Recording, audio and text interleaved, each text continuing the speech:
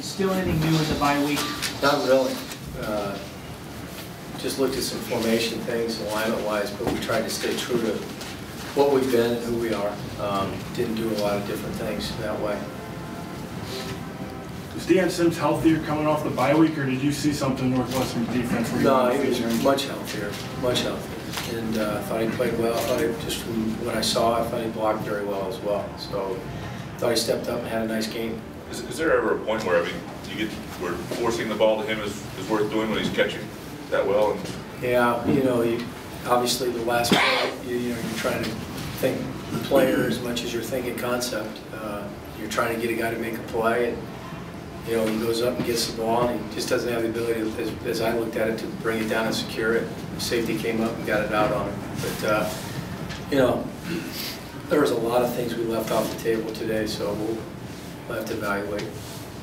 A lot of times during bye weeks, teams like to add new wrinkles and things. Why did you decide not to go that route? And you know, felt like after the Nebraska game, we were getting our offensive linemen back as a group. The core group had practiced very well leading into that. We thought rather than get away from who we've been personality-wise, stay with who we are. And you know, had been successful the last few times we'd played against them.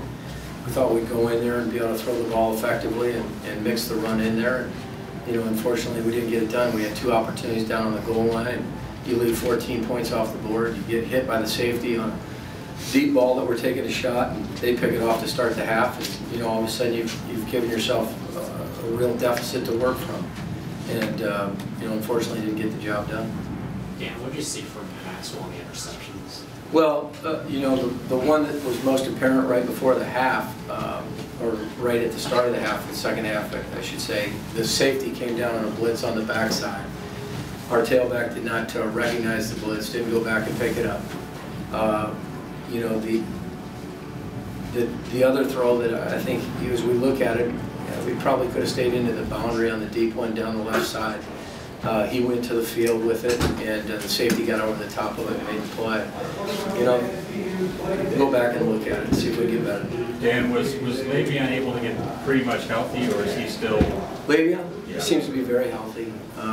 And you know, obviously he got a shoulder there, but he came back and indicated that he was going to be just fine and move forward, and I thought he played that way. The first fumble at the goal line, Dan, that was a snap exchange? Yeah, we had a certain exchange problem there that popped out, and you know, it was just a costly area. You got a short yardage situation, you can get a first down, you certainly get the ball into the end zone, and we did not get it, did not execute.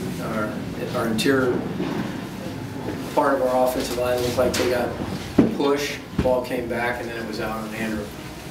Dan, talk about Aaron Burbage's day, and he was targeted quite a lot, up and down day for him. Yeah, thought he made some very good plays, and then, you know, had some opportunities to go up and get the football and just wasn't able to secure it. You know, just, you know, from my standpoint, looked like, you know, those throws were all good throws that we'd like to think he'd make the play.